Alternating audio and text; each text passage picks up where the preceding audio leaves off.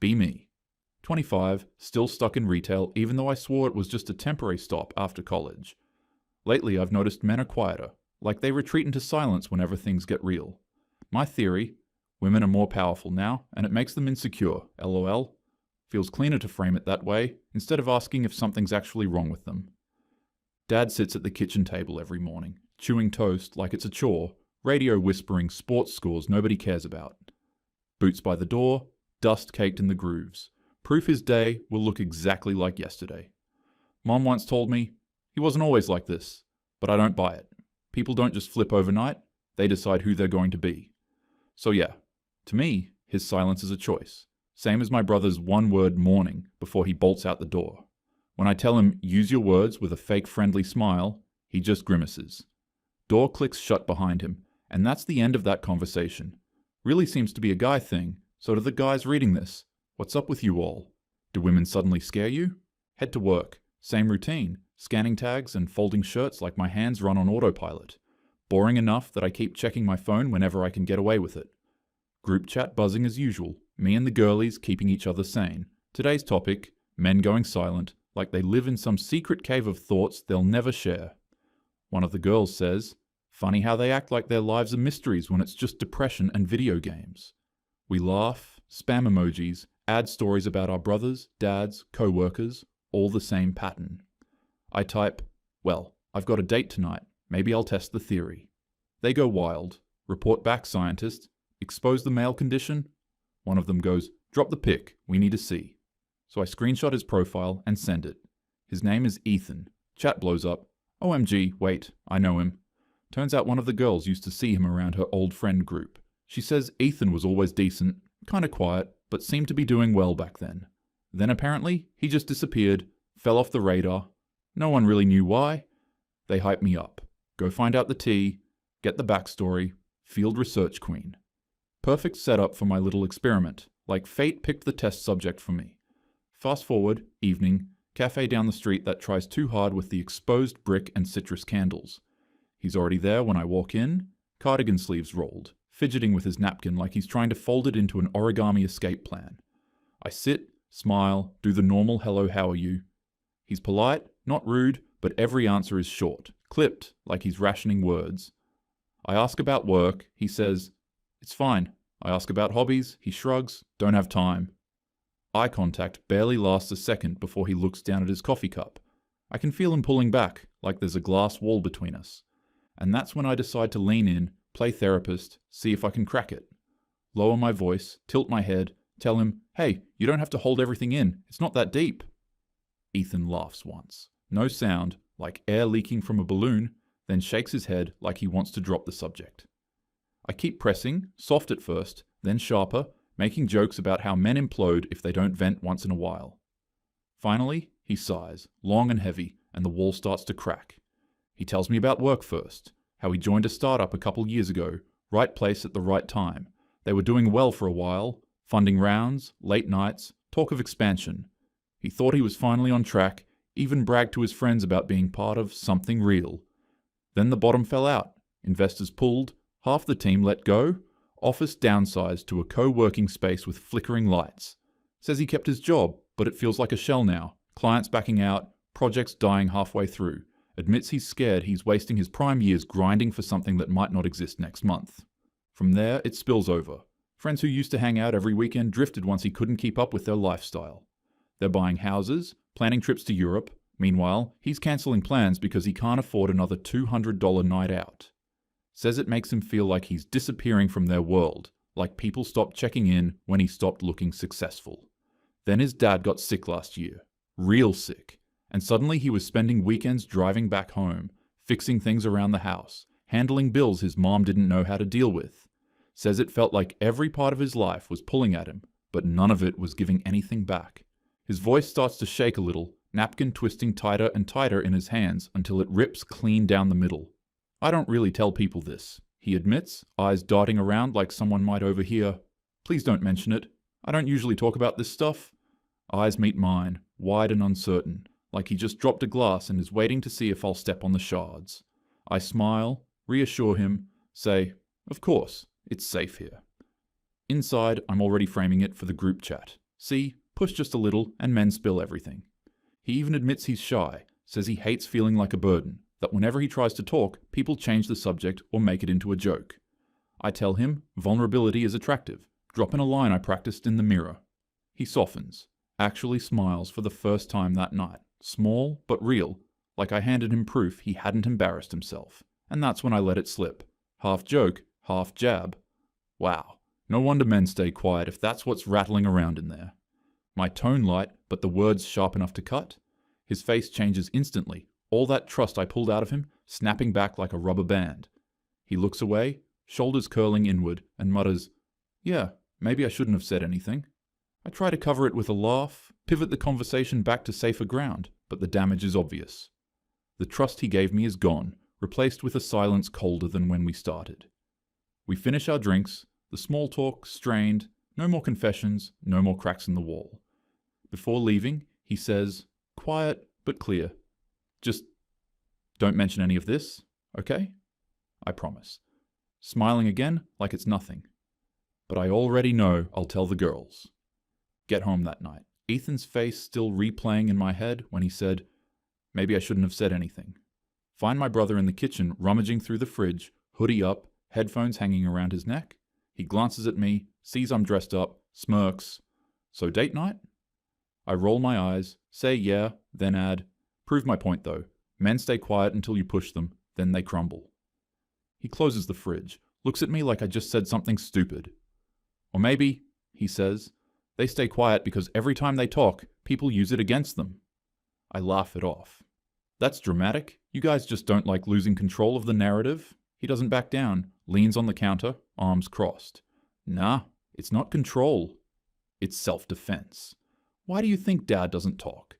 You think he's scheming? Or maybe he just learned no one wants to hear it," I fire back. "Please, Dad's silence is power. He makes the whole house revolve around guessing what's in his head." Brother shakes his head, scoffs. "No, you just don't like that his story isn't for you." "Same with your date tonight, probably." His tone sharper now, like he's actually pissed. "Guys talk when they trust someone. You break that, don't expect a second chance." I try to keep the upper hand, say, "You're proving my theory right now. You're getting defensive instead of explaining." He throws back, "Why would I explain anything to you if you're just waiting to twist it into a joke for your friends?" That one stings more than I expect, even though I laugh it off and call him sensitive. He just shakes his head, grabs his hoodie, and says, "Yeah, exactly," before heading to his room.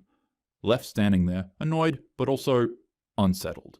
Not used to someone actually challenging me instead of just shutting down.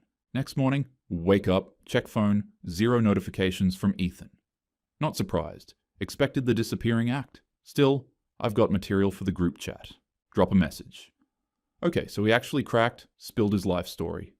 Immediately, 10 replies. OMG details. Give us the tea. Scientist delivers. So I type it out. Startup crash, friends ditching him, sick dad, money stress. Tell them how serious his face got, how he begged me not to tell anyone. They're eating it up. One girl says, "Classic. Men love to play leader until life humbles them." Another, crying over capitalism they built themselves LMAO. Someone else adds, "They invent the system, then collapse under it, and we're supposed to applaud when they admit it?" Chat fills with laughing emojis, gifs of men crying on TikTok. I admit I felt kind of bad in the moment, but they shut that down fast.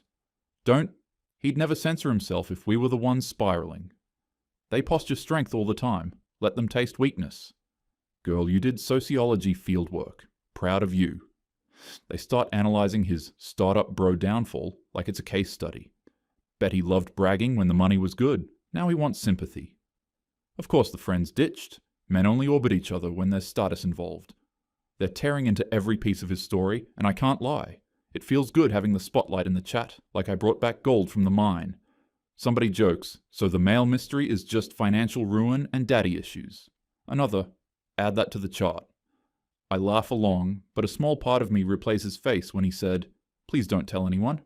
Push the thought down, keep typing. A couple days go by, still no message from Ethan.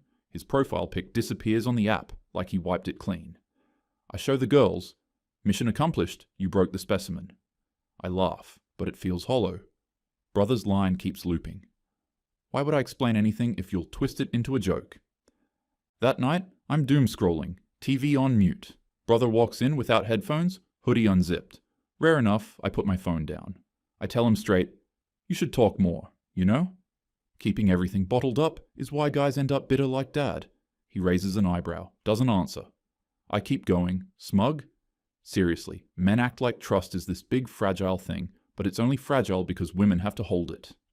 If you guys didn't make everything such a secret, maybe we wouldn't joke about it. He shakes his head, mutters, you don't get it, and goes quiet. I take it as proof I'm right. Like, see, men's silence is on them, not us. Then he clears his throat, says, can I tell you something? Eyes still on the tile. He starts stiff, then words loosen. It's about Maya's sister, Lena. Maya is in my group chat. Her younger sister Lena is super popular. Hot girl that's dated half their school basketball team. I've liked her since orientation, he says, face red. She actually listens when people talk. He tried to speak to her after Psych Lab and froze, wrote a verse and chorus in voice memos, signed up for an open mic, bailed. I just wanted to do something real, not another hey that gets left on red. Then the secret. I sent her a real message once, said she makes campus feel less loud. I unsent it 5 minutes later. Please don't tell anyone, he adds fast. Especially not Maya, she'll tell Lena for sure. I swear I won't. I mean it for about an hour. He looks at me like he wants to say more, like he's testing if I actually meant that promise. But then he shakes his head, mutters, forget it, and goes back to staring at the floor. I prod him. What else? You can tell me. He laughs without humor. No point. You'll just make it into something it's not. In bed, open my group chat. Memes, midnight selfies, lab partner complaints. Maya drops. Lena needs a guitarist for the charity showcase. Anyone? Someone.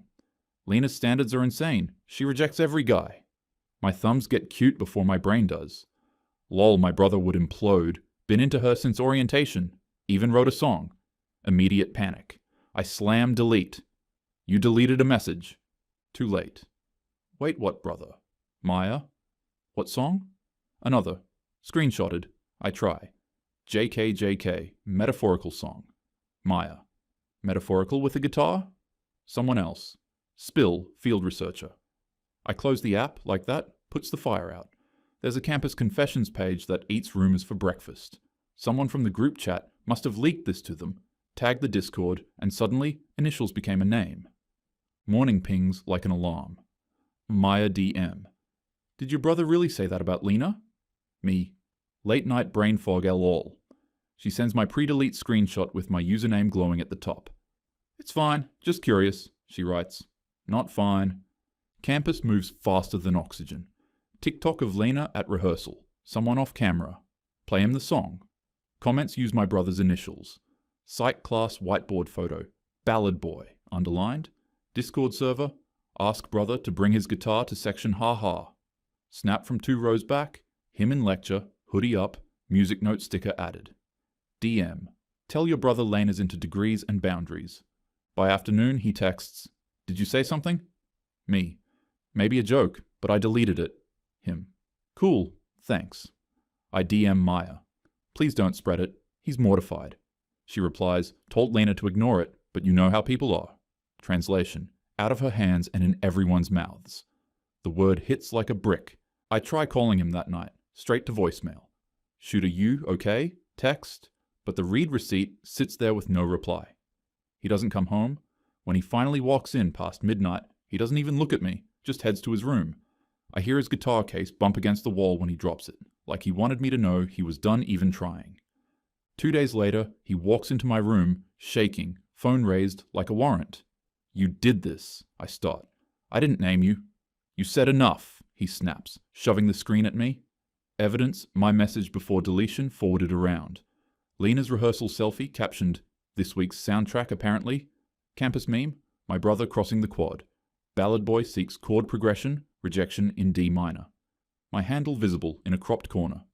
It slipped, I say, useless and true. I tried to delete.